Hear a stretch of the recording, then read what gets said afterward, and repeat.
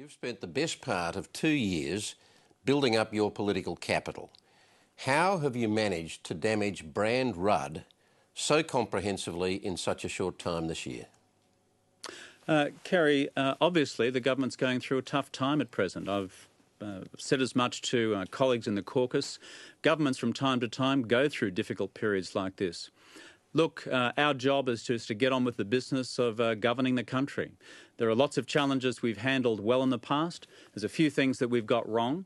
But when I go to the future, and the proposition we've got to put to the Australian people is who's most competent and capable of managing this economy in very difficult global times. Yep. So some of the things... I said brand Rudd, you said the government. I'm talking about Kevin Rudd. I'm talking about your image, your credibility, your brand. Whether some of those that appear to have been lost to you this year come back before the next election or not, do you understand why so many people have turned against you now, Kevin Rudd? Not just the government, Kevin Rudd. And do you accept that they have judged your leadership and found you wanting? Kerry, that is a question which you should put to other folk who are political commentators and the rest. My job's to get on with the business. I'm putting it to you because you can't possibly suggest that this does not exercise your mind at all, that you are so focused, you're so focused on government that you're not concerned about whether you're losing support going into the next election. Kerry, look, I'm human like anyone else, and of course you'd be inhuman if you weren't affected by developments from time to time. That's just the truth of it. As I said before, we've been going through a tough time. Obviously, a whole lot of people in the community have been disappointed by the position I announced in relation to the future of the carbon pollution reduction scheme. What's the reality that I had to confront there? Well, two realities. One is that the Liberal Party backflipped and voted our legislation down, having negotiated an agreement with Mr Turnbull to get it through. That is the reality we had to confront. And the second reality is this, that when we got to Copenhagen, it didn't produce the sort of progress on the global agenda that we all had hoped. Therefore, where do we go to from here? Our commitment on climate change hasn't changed one bit. It's happening. Now, hang on, let me finish. You've asked me a pretty fundamental question here, which is about how the actions which I'm responsible for and the government's responsible for are being seen.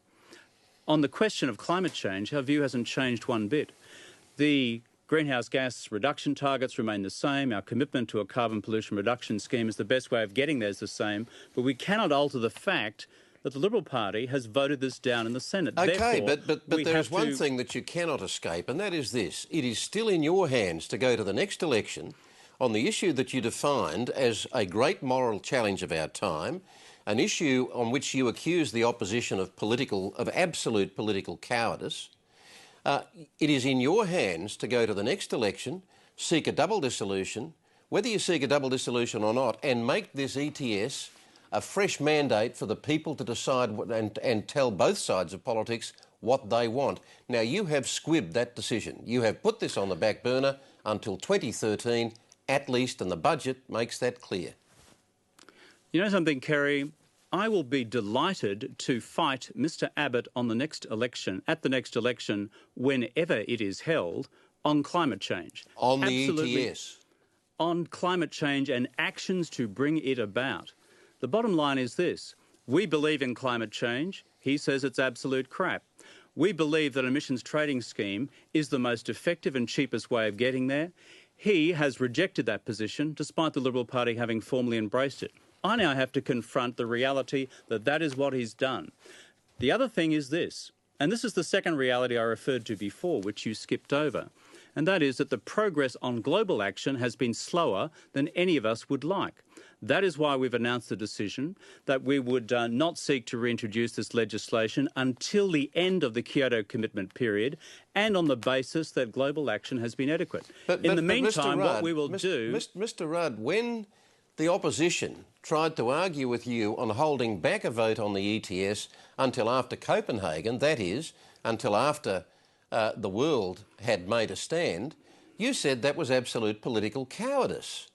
So why is it not now absolute political cowardice for you to show leadership on this to the rest of the world by seeking to take the Australian people with you at the next election on an ETS? You know something, Kerry, where I think you've got this fundamentally wrong is, frankly, being absent from the negotiations in Copenhagen themselves. There was no government in the world like the Australian government which threw its every energy at bringing about a deal, a global deal on climate change. Penny Wong and I sat up for 3 days and 3 nights with 20 leaders from around the world to try and frame a global agreement. Now, it might be easy for you to sit and 7:30 report land and say that was easy to do. Let me tell you, mate, it wasn't. We are fundamentally committed to climate change. We could not get the global accord that we wanted. As a consequence, we need to do further work on the global front, further work on the national front, because I am absolutely passionate about acting on climate change. We've been frustrated domestically, politically, frustrated internationally by the lack of progress there, but we will not be deterred. We will progress this matter, and we will achieve the best possible means of bringing down our greenhouse gas reductions in greenhouse gas levels in the future. And the bottom line is this.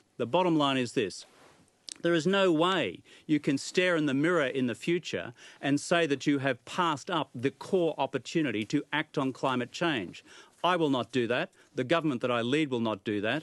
But I cannot wish away the 2 realities I've just referred to. They are there.